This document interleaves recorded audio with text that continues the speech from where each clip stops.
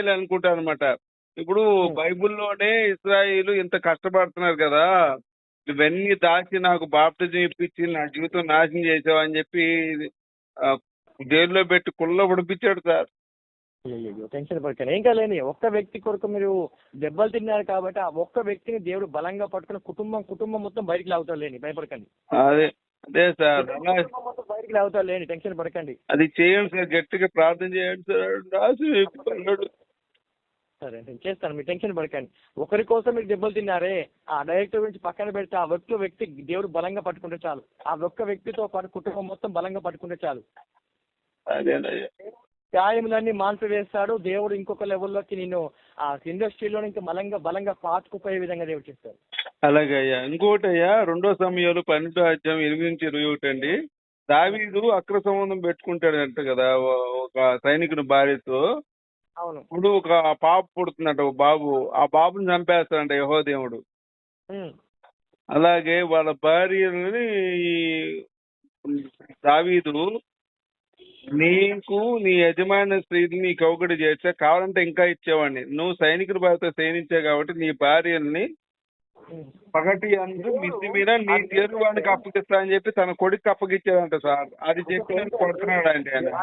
ఇప్పుడు చూద్దామండి, బాప్తిస్మం అయినా ఏదైనా కానీ దేవునితో కనెక్షన్ ఉండి చేయాలి.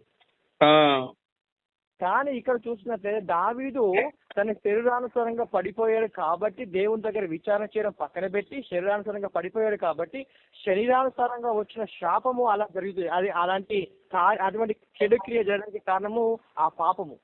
అది దేవుడు సార్. అదే ఆయన ఏమంటాడంటే సార్, ఇప్పుడు దావీదు తప్పు చేస్తే దావీదు అంగానికి పోయి తప్పు లేదు, కానీ దావీదుకి పుట్టిన పిల్లోడు ఏం చేశాడు? దావీదు భార్యల్ని దావీదు కొడుకులతో సెక్స్ ఎందుకు చేయిస్తాడు? కొడుకులతో సెక్స్ పడుకున్నప్పుడు తల్లి పడే శోభ ఎంత దారుణంగా ఉంటది. అది నువ్వు మనిషివా పశువా ఇవన్నీ తెలియకుండా నాకు ఎట్లా బాప్తిజం ఇప్పిస్తావు అని చెప్పి తిట్టాడండి. ఇప్పుడు తల్లి దగ్గరే కొడుకును బండి పెట్టిన వాడిని దేవుడు ఎట్లా అంటాడు అని చెప్పి. పాత నిబంధన చదవకుండా కొత్త నిబంధన చెప్పండి, కొత్త నిబంధన చెప్తానికి పూర్తిగా అర్థమవుతుంది. పాత నిబంధన చెప్పాలనుకోండి, పాత నిబంధనలు ఏముంటాయంటే కొన్ని అప్పుడు దేవుడు ఏం చేశాడంటే నమ్మిన వారి గురించి కూడా కొన్ని విషయాలు చెప్తాడు ఉంటాడు. కాబట్టి ఆ కొత్త నిబంధన చదవడం వల్ల మీకు అర్థమవుతుంది. పాత నిబంధన చదవాలనుకుని కొన్ని లోటుపాట్లు కనబడతా ఉంటాయి. అంతేనంటారయ్యా? కొత్త నిబంధన చదవడం శ్రేష్టం. ఫస్ట్ కొత్త నిబంధన ద్వారా చదివిన తర్వాత పాత నిబంధన తర్వాత చదవాలి. అదే పాత నిబంధన చదువుకున్నాడు అనుకోండి ఇలాంటి జరుగుతూ ఉంటాయి. అదేనయ్యా. కొత్త నిబంధన చదవమంటారండి ఆయన్ని? ఏమంటారు? ఆయన కొత్త నిబంధన చదవమని చెప్పండి. కొత్త నిబంధన పాత నిబంధన వద్దంటారా? అయ్యా ఇప్పుడు పాత నిబంధనే కదండి బేస్. ఫస్ట్ అదే కావచ్చు, కానీ ఏంటంటే దేవుడు యేసు ప్రభువు వచ్చిన తర్వాత అప్పుడు యెహోవా నామము కింద దేవుడు నీడ ద్వారా మాట్లాడినవాడు ఇప్పుడు స్పష్టంగా క్రీస్తు స్వరూపంలో వచ్చేసాడు కదా. క్రీస్తు స్వరూపంగా వచ్చేసిన దేవుడు మనతో ఏం మాట్లాడుతున్నాడని కొత్త నిబంధనల మత్తయి వార్త నుంచి ప్రకటన వార్త మాట్లాడుతూనే ఉంటాడు కదా. అందుకే మన రెఫరెన్స్ పాయింట్ కొత్త నిబంధన. ఈ కొత్త నిబంధన కోణంలోనే పాత నిబంధన చూడాలి, కానీ పాత నిబంధన కోణంలో కొత్త నిబంధన చూసామనుకోండి ఇలాంటి. ఇప్పుడు బేస్ లోనే తల్లి దగ్గర కొడుకుని బండి పెట్టాడు. ఇప్పుడు ఒక ఇల్లు కట్టాలనుకోండి, బేస్ బలంగా ఉండాలి కదా. బేస్ బలంగా ఉండకపోతే ఇల్లు నిలబడొద్దా అంటాడు ఆయన. అవును. అదే విధంగా బేస్ లోనే తల్లి దగ్గర కొడుకుని బండి పెట్టాడు యెహోవా దేవుడు. ఇప్పుడు యేసు యెహోవా పరిశుద్ధాత్ముడు ముగ్గురు ఒకటే కదా. యేసు యెహోవా పరిశుద్ధాత్ముడు ముగ్గురు ఒకటైనప్పుడు యెహోవా చేసిన పనులు యేసు చేసినట్టే కదా అంటాడండి. తప్పు. అది నీడ ఉన్నప్పుడు వేరు, నీడ లేనప్పుడు ప్రత్యక్షంగా ఉన్నప్పుడు వేరు. దాని గురించి చెప్తాను, మీకు అన్ని విషయాలు మాట్లాడతాను, కానీ మీతో పంపించాను ఇంత అన్ని విషయాలు కొన్ని క్లారిటీగా మాట్లాడతాను. అమౌంట్ వేసి నేను ఫోన్ చేస్తానండి. అమౌంట్ వేసి కాల్ చేయండి. ఎంత వేయమంటారండి? ఒక 50,000 వేయండి. మిగతా 42,000 తీసుకొని 50,000 లో నేను కొంచెం ఫుడ్ డిస్ట్రిబ్యూషన్ చేయదు. కొంతమంది ఆహారం లేని వారికి కొంచెం అన్నం పెట్టేది ఉంది. పెట్టండి అయ్యా. ఆ 8,000 అలా క్యారీ చేసేస్తే మిగతా 42,000 ఇంకా ల్యాప్టాప్ తీసేసుకుంటాను. చాలా సంతోషం అయ్యా. 50,000 వేస్తానండి. 50,000 వేసి మీకు ఫోన్ చేస్తానంటే ఇప్పుడే చేయండి, నేను వెయిట్ చేస్తాను. అయ్యా ఒకటి, ఇప్పుడు యేసు వారు అంటారు కదండి, ఏం చెప్తారంటే మత్తయి సువార్త 10వ అధ్యాయం 10-15లో 38 10-38 చూస్తే యేసు ఏమంటారంటే మీరు ఏ ఇంటికి అయితే వెళ్తారో ఆ ఇంట్లో వాళ్ళు మీ మాట నమ్మకపోతే మీ పాద ధూళి వేయుడి. తీర్పు దినమందు వారి గతి కంటే సొదొమ గొమొర్రా గతి బహుగా ఉంటుంది అనిపిస్తుంది అని చెప్పి అంటాడు యేసయ్య. ఆ, ఎప్పుడైతే మనము మత్తయి సువార్తలో కూడా మనం చూసినప్పుడు చదివినప్పుడు మరియం యేసుప్రభు జన్మించింది మొదలుకొని ఏ రోజు రాజ్యము రాజ్యాకాంక్ష పడి యేసుప్రభుని చంపే సమయం వరకు కూడా కొన్ని ధర్మశాస్త్ర సంబంధమైన ఛాయలు కనబడతా ఉంటాయి. ధర్మశాస్త్ర సంబంధమైన ఛాయలు కనబడతాయి. ఛాయలు ఇది ఛాయ అని అంటారా? అంటే ఏం లేదండి, సొదొమ గొమొర్రా పట్టణాన్ని లోతు కూతుల్లో ఉండే ఇప్పుడు లోతు కూతుళ్ళు గుహలోకి వెళ్ళి తప్పు చేస్తారు కదా. సొదొమ గొమొర్రా పట్టణాన్ని వీళ్ళు పాపం చేస్తారని చెప్పి గంతకం గురిపించి చంపేస్తారు కదా అందరిని యెహోవా. అంతకన్నా దారుణంగా చేస్తానండి యేసయ్య చెప్తున్నాడు. మీరు అన్నారు కదా కొత్త నిబంధనలో ఇంకా బాగుంటుందని. కొత్త నిబంధనలో కూడా అదే విధంగా ఉంది కదా. ఏంటంటే కొత్త నిబంధన ఒక మత్తయి నుంచి స్టార్ట్ చేసుకొని చదువుకుంటూ వెళ్ళిపోండి. చదివినప్పుడల్లా మీకు కొంచెం క్లారిటీ వస్తుంది. మత్తయి తర్వాత మార్కు తర్వాత ఇంకొంచెం లూక్ తర్వాత ఇలాగ కంటిన్యూ చదువుకోవాలి. మనం లోతుగా చూసుకుంటే అయ్యా, లోతున్న ప్రాంతంలో మొదటిలోనే పట్టుకున్నారు అనుకోండి. అక్కడ నాశనం అయిపోయారు కదా. ఇప్పుడు ఆయన యేసయ్య ఏమంటున్నాడు, అక్కడ ఎట్లయితే గంధకాన్ని గురిపించి నాశనం చేశారో అంతకన్నా ఎక్కువ నరకాన్ని ఆ ఇల్లు అనుభవిస్తుంది మీ మాట వినకపోతే అంటున్నాడండి యేసయ్య. ఇప్పుడు మీరున్నారండి, నాతో స్నేహం చేస్తారంటే చేస్తారు, లేకపోతే లేదు. మీరు నాతో స్నేహం చేయకపోతే మిమ్మల్ని చంపేస్తా, మిమ్మల్ని దేశ నరకంలో వేస్తా, మిమ్మల్ని రంపంతో కోస్తా అంటే న్యాయమేనా? కాదు కాదు. మరి ఇక్కడ యేసయ్య అదే అంటున్నాడు కదా. ఇప్పుడు ఏంటంటే దేవుడు ఏమంటున్నాడు అంటే భూమి మీద శత్రువు అనేవాడు ఉన్నాడు. ఫస్ట్ భూమి మీద శత్రువు అనేవాడు ఉన్నాడు. భూమి మీద ప్రతి నరజాతిలో ఉన్న ప్రతి కావచ్చు, పురుషుని కావచ్చు, ప్రతి ఒక్కరిని బాధించేవాడు ఉన్నాడు. కాబట్టి దేవుడు ఒక కఠిన నిబంధన తీసుకొచ్చాడు. నన్ను నమ్మితే అంటాడు, నాతో నడుస్తే అంటాడు, నా చిత్తంలో కనుక్కుంటే అంటాడు, నా చిత్తం ద్వారా చేస్తేనంటాడు. అంటే అపవాది దొరుకుడు దేవుడు యెహోవా భూమి మీద కొన్ని శిక్షలు వచ్చినా కూడా అది దేవుడు చేసిన శిక్షలు అది గాయముల వరకు మాత్రమే పరిమితం చేస్తాడు. ఒకటి. రెండవది, శత్రువుకు ఒకవేళ దేవుడు మాట వినకపోతే శత్రువు చేతికి నువ్వు చిక్కినప్పుడు దీని శిక్ష బహు భయంకరంగా ఉంటుంది. అదే ఇప్పుడు మన పాపాల కోసం యేసయ్య చనిపోయాడు కదండి. అవును. మళ్ళీ ఆయన మనల్ని శిక్షించడం ఎందుకు అంటున్నా? ఇప్పుడు ఆయన శాపం ఇవ్వాలి. మీరు ఇక్కడ మీకు ఏంటంటే ఇక్కడ దేవుడు మర్చిపోతున్నారు. మన పాపాల కోసమే ఆయన వచ్చాడు చనిపోవడానికి. మన పాపాల కోసం చనిపోయడానికి వచ్చిన ఆయన పరిచర్యకి వెళ్ళినప్పుడు మీ మాట వినకపోతే వాళ్ళు కూడా నాశనం అయిపోతారు అని చెప్పి శపించడం అనేది పాపాన్ని క్షమించడానికి వచ్చే ఆయన లక్షణం కాదు అని నాకు అనిపిస్తుందండి. లేదు, అలా ఉంటదండి. దేవుడు యెహోవా దానికి ఒక మర్మం ఉంటుంది, దానికి ఒక సీక్రెట్ ఉంటుంది. అలాగే మర్మం ఏం లేదండి. ఇంకోటి మత్తయి సువార్త 12:18-20 ఉంటదయ్యా. యోహాను తినకయు తాగకయు మీతో మాట్లాడతాను. ఒక్క నిమిషం. ఈడు దెయ్యం పట్టిన వాడు అంటున్నారు. మనుష్య కుమారుడు యేసు తినుచును త్రాగుచును వచ్చిన గనుక మద్యపాని అనియు తిండిపోతు అనియు అనుకొనుచున్నారు. ఇది యేసు చెప్పే మాట అన్నమాట. యోహానేమో తినకపోయినా తాగకపోయినా దెయ్యం పట్టినోడు అని చెప్పి అనుకుంటున్నారు. కానీ నేను యేసు తినుచును త్రాగుతును వచ్చిన కనుక తిండిపోతు అనియు త్రాగుబోతు అనియు అనుకొనుచున్నారని చెప్పి యేసయ్య చెప్తాడండి. ఎవరన్నారు? యేసయ్య. మత్తయి సువార్త 12వ అంటే ఎవరంటున్నారు? శాస్త్రులు పరిచయులు సభ్యులైన వ్యక్తులు యేసు ప్రభువారి మీద నిందలు వేయడానికి నానా విషయాలు నానా తలంపులతో కలిగి అని మాట మాట్లాడుతున్నారు. నన్ను ఇట్లా చూస్తున్నాను, నన్ను అట్లా చేస్తున్నాను, వారి గురించి నన్ను ఈ రకం ఇంత భయంకరంగా చూస్తున్నాను, ఇంత భయంకరంగా చిత్రీకరిస్తున్నాను, ఈ భయంకరమైన క్రియలు చేయమని అంటున్నాడు. భయంకరంగా పాపగతంలో చేసినవన్నీ కూడా నాకు ఆపాదించే ప్రయత్నం చేస్తున్నాడు అనే విషయాన్ని మత్తయి సువార్తలో రాస్తా ఉంటారు. మత్తయి అదే సార్. ఇప్పుడు ఆయన ఏమన్నాడంటే మనుష్య కుమారుడు అంటే యేసే కదా, నేను తింటాను తాగుతాను. ఒక మాట చెప్తాను మీరు ఈ రోజు ఈ వాక్యం చదవండి. 50,000 వాక్యం ఎలా చదువుతారు? చెప్తానండి. చెప్పండి. మీకు ఒక మాట చెప్తాను. యేసు ప్రభు సర్వసత్యంలోకి నడిపిస్తారా? సర్వసత్యంలోకి నడిపిస్తారా?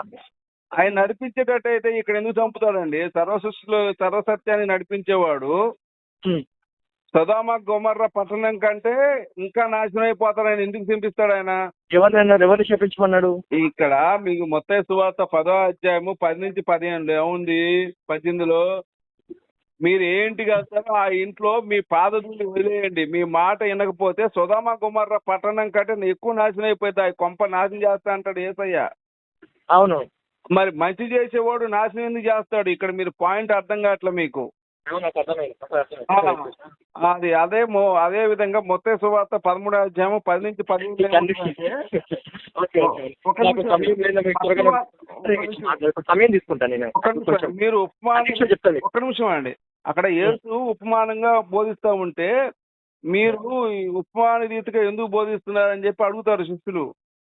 అప్పుడు యేసయ్య ఏమంటారంటే, పరలోకం రాజ్యం మర్మములు మీకు మాత్రమే అనుగ్రహించబడినది. అన్యులు విన్నగాను వినకుండా చూసిన గాను ఇక్కడ చూద్దాం ఒక మాట. మీకు రహస్యంగా చెప్తాను. ఇవన్నీ కూడా శరీరానుసారంతో నడిచే వాళ్ళతో మాట్లాడతాడు, కానీ ఆత్మానుసారంతో నడిచే వాళ్ళతో ఏం మాట్లాడుతున్నాడు ఇక్కడ? పరలోక రాజ్యములో పరలోక సంబంధమైన రాజ్యం మర్మంలో ఎదుట మీకు అనుగ్రహించబడింది, కానీ వారికి అనుగ్రహించబడలేదు అన్నాడు. ఎందుకు అనుగ్రహించబడలేదు? వాళ్ళకి ఎందుకు అనుగ్రహించబడింది కదా? వాళ్ళు ఎటువంటి వారు? వారు దేవుని వెంబడించే వాళ్ళు, వీళ్ళు వెంబడించే వాళ్ళు కాదు.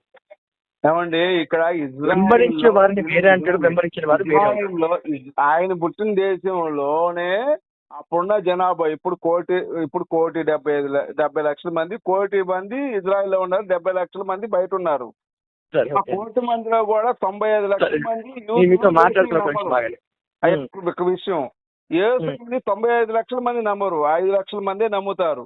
అప్పుడు జనాభా 1,00,000 మంది వేసుకొని పోని, ఆ 1,00,000 మందిలో కూడా కొంతమందికే చెప్తున్నాడు మీ వరకే అని. మన భారతదేశానికి కాదు, ప్రపంచానికి కాదు, అక్కడున్న యూదులకి కొంతమందికే, యూదుల్లో కూడా కొంతమందికే అని చెప్తున్నాడండి. మరి ఇప్పుడు అక్కడే వాళ్ళకి పరలోకాన్ని అనుగ్రహించని యేసయ్య మనకి ఎలా అనుగ్రహిస్తాడు? ఎందుకంటే మనము ఏంటంటే నమ్మి బాప్తిసం పొందేవాడు రక్షించబడం. మనం ఏంటంటే దత్తపుత్రత్వము కలిగిన వారు. మనం ఇచ్చివాడు రక్షించబడును, నమ్మని వాడు శిక్షించబడును అనేది తప్పు కదా? లేదు, అలా ఉండదు. ఏంటంటే దేవుడు తన పోలికలో ఎవరిని ప్రతి వాగ్దానము అనేది అన్నిల కొరకు ఒక మాట రోమేయులకు రాసిన పత్రికలో ఉంటుంది. ఎప్పుడైతే యూదులు కొంతమంది ఎప్పుడైతే యూదులు చెప్పండి యూదులు ఎప్పుడైతే అపోస్తల కార్యం అనుకుంటారు, యూదులు ఎప్పుడైతే యేసు ప్రభువుని తిరస్కరిస్తారో వాళ్ళు తిరస్కరించడం వల్ల అన్యులకు ఈ సువార్త వెళ్ళిపోయింది. ఏమండి వాళ్ళు ఇష్టమైతే తీసుకుంటారు, లేకపోతే లేదండి. అలా ఉండదు. దేవుడు అలా ఉండదు. దేవుడు ఒక నిబంధన ఇచ్చిన నిబంధన వేరే. దేవుడు ఎటువంటి వారు అంటే మనుషుల పాపాల కోసం చనిపోయిన అంశం ఒకసారి చూపిస్తుంది నాకు. ఏమంటారు? ఎక్కడుంది? యేసు వారు మనుషుల పాపాల కోసం చనిపోయినటువంటి అంశం ఎక్కడుంది? ఉంది. ఎందుకు ఎక్కడుంది ఒకసారి చెప్పండి. మనిషి పాపాల కొరకు మరణించిన చేసి రోమన్ రాష్ట్ర పత్రికలు రాస్తారు కదా పౌలు. ఏముంది? పౌలు రిఫరెన్స్ చేశారు కదా. మీకు అక్కడ విచారణ క్రమంలో ఏమంటాడు ఆయన? తర్వాత మాట్లాడతాం. ఒక్క నిమిషం వినండి. ప్రేయర్ మీటింగ్ వెళ్ళే ఉంది. అమౌంట్ కూడా వేస్తున్నాను నేను. చెప్తానండి ఇంకో మాట. ఒక నిమిషం ఇంకో మాట చెప్తానండి. నేను ఒక నిమిషం ఆగండి. నేను మీ అమౌంట్ వేయడం వల్ల నేను వేయడంతో పాటు మీరు ఒక్క కాల్తో మీకు అయిపోదు కాదు, మీకు మాట్లాడుతూనే ఉంటాను మీకు ఫర్దర్ గా. ఒక రోజుతో అయిపోయింది కాదు. 50,000 ఇస్తున్నాను, మీరు 50 నిమిషాలు కూడా టైం ఇవ్వకపోతే ఎట్టాగా? నిమిషానికి 1000 రూపాయలని ఇవ్వకపోతే ఎట్టాగా అండి? అలా ఉండదండి. మీతో కంటిన్యూగా మాట్లాడతాను. ఇలా కాదు, మీకు చెప్తాను. ఒక్క రోజు అయిపోయింది కాదు. రూపాయలు చొప్పున కూడా ఇవ్వకపోతే ఎట్టా? మీరు ఒక 50 ఒక్క నిమిషం ఆగండి, చెప్తా వినండి. మీకు ఒక రోజు అయిపోదు, మీకు కంటిన్యూ మీతో మాట్లాడుతూనే ఉంటాను. ఇంకా మీరు చూస్తారు కదా. మీకు అనవసరంగా మిమ్మల్ని కూడా ఇబ్బంది పెట్టను నేను. యేసు గారు మనుషుల పాపాల కోసం చనిపోయిన అంశం చెప్పండి. ఎందుకంటే పిలాతు దగ్గర విచారణ క్రమంలో ఏముంటది? వీళ్ళు దేవాలయానికి కూల్చేసి 7 రోజుల్లో కట్టిస్తా అన్నాడని ఒకటి, వీడు దేవుడి కంటే గొప్పవాడిని అన్నాడని 2. వీటి మీదే తీసుకెళ్లి అతని విచార క్రమంలో ఉంది. అంతేనా? అలా కాకుండా ఇతన్ని యేసుని మనుషుల పాపాల కోసమే పట్టించాలి. అక్కడ విచారణ కూడా మనుషుల పాపాల కోసం యేసు చనిపోతున్నాడు అని చెప్పి పిలాతుకి కూడా చెప్పాలి. ఇప్పుడు కోర్టులో హత్య చేశాడని చెప్పి విచారణ క్రమంలో ఉంటే వాడు ఉరిశిక్ష చేస్తాడు. అవునా? వీడు హత్య చేశాడు, ఎవడు ఉరిశిక్ష చేశాడన్నప్పుడు వాడు ఆ హత్యకే ఉరిశిక్ష పొందుతాడు. ఆ ఉరిశిక్ష పొందాడు కాబట్టి మనుషుల పాపాల కోసం అతన్ని ఉరిశిక్ష వేశాడని అనుకోవటం ఎంత అవివేకమో. ఇక్కడ తండ్రి కొడుకుల వాదన కొట్లాట, ఇది యెహోవాకి యేసుకి మధ్య జరిగే కొట్లాట. ఆయన కూడా అంటాడు, నా దేవా నా చెయ్యిందికి విడిచితివి అంటాడు ఆయన.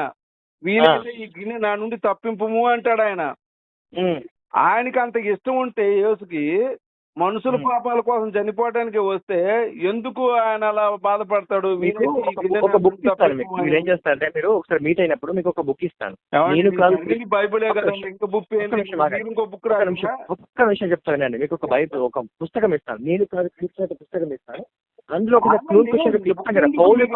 మీకు తెలియకుండానే మీరు బోధిస్తున్నారా? మీకు తెలియకుండానే 50,000 లక్షలు అడుగుతున్నారా? మీరు ఆ మాత్రం మీకు తెలియకుండా మీరు ఎందుకు లైవ్లు పెడతారు? యేసు మనుషుల పాపం కోసం చనిపోయిన అంశం ఎక్కడుంది? ఊరక పారగా తినడానికి పని పాట లేకుండా దున్నపోతూ పట్టినట్టు బలవటానికి యూట్యూబ్ లో లైవ్లు పెట్టుకొని నెంబర్లు పెట్టి హిందువులను నాశనం చేయడానికి తప్ప దేనికి పనికొస్తారు మీరు? మనుషుల పాపాల కోసం యేసు చనిపోయిన అంశం అక్కడ చూపించమంటే ఇంతవరకు చూపిలా నువ్వు. ఇక్కడ ఏముంది? యేసు ఏం చెప్తాడు? లూకా సువార్త 14:25 నుంచి 30 చూడండి. ఏం చెప్తాడు? ఎవడైనా నా ఎద్దుకు వచ్చి తన తల్లిని తండ్రిని అక్కడ అన్నదమ్ములు భార్యలను దయచించుకుంటే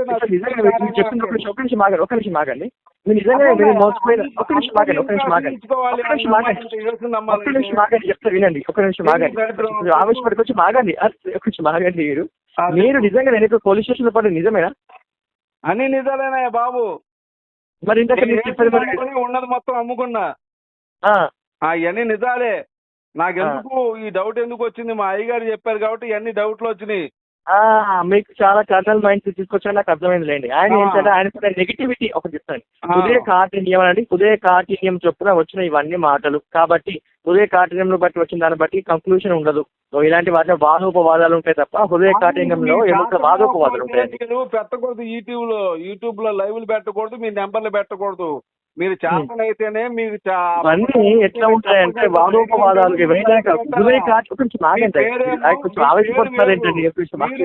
ఆధార్ కార్డు కూడా పేరు మార్చుకోలేని సిగ్గులేని బతుకుతూ నువ్వు హిందువుగా ఉండి మరి క్రైస్తవుని చెప్పుకుంటూ సిగ్గు లేదా? ఆధార్ కార్డు లో కూడా పేరు మార్చుకోలేదు. నువ్వు క్రైస్తవుడిగా మారినప్పుడు క్రైస్తవ సర్టిఫికేట్ తీసుకోవాలి కదా.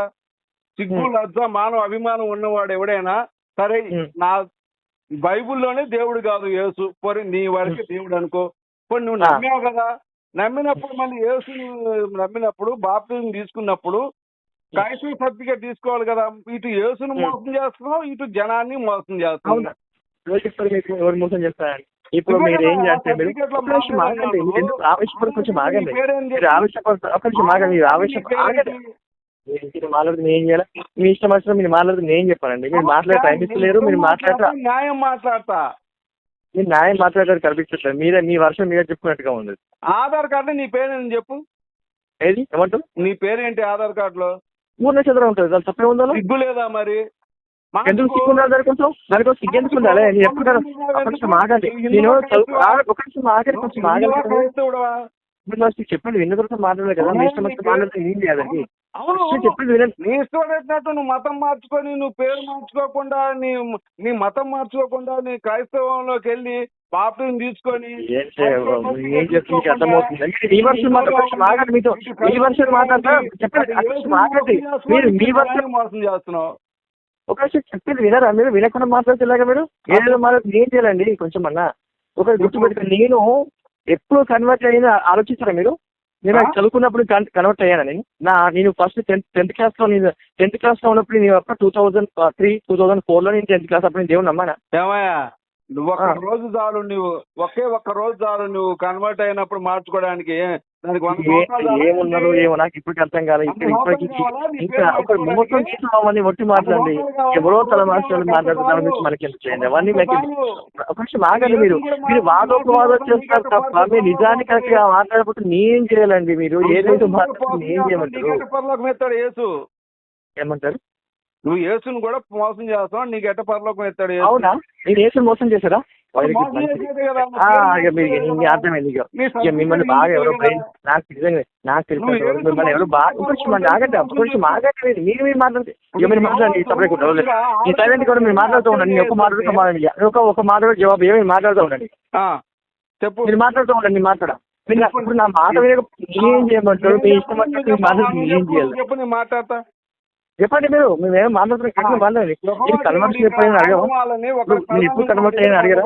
నేను ఎప్పుడు ఏ టైంలో సాక్ష్యం తీసుకున్నానో తెలుసా?